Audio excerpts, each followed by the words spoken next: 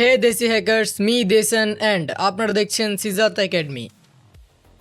So আজকের এই ভিডিওতে আমরা দেখব যে কিভাবে আপনি একদম সহজ নিয়মে কালি লিনাক্স অপারেটিং সিস্টেমে ওপেন ভিপিএন নামে টুলটি ইনস্টল করতে পারেন।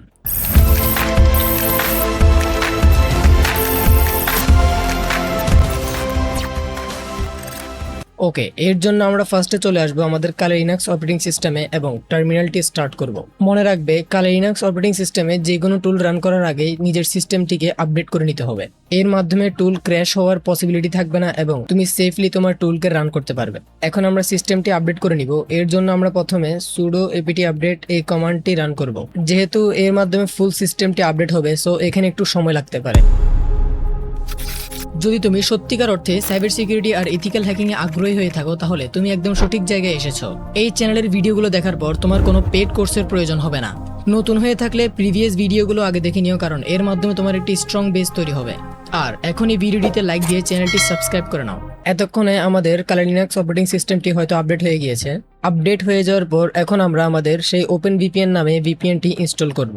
এর জন্য সিম্পলি একটি কমান্ড রান করব, sudo apt install openvpn। এই কমান্ডটি রান করার পরে ওপেন ভিপিএন নামে ভিপিএনটি ইনস্টল হওয়া শুরু হবে। কিছুক্ষণের মধ্যে দেখবে যে ভিপিএনটি ইনস্টল হয়ে গেছে।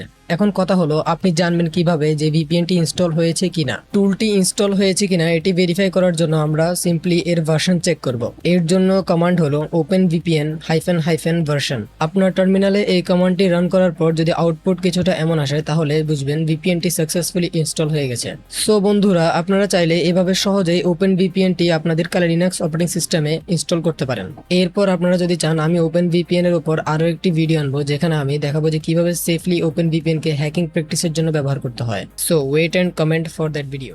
Thanks for watching. Learn, practice and stay ethical. See you in the next video.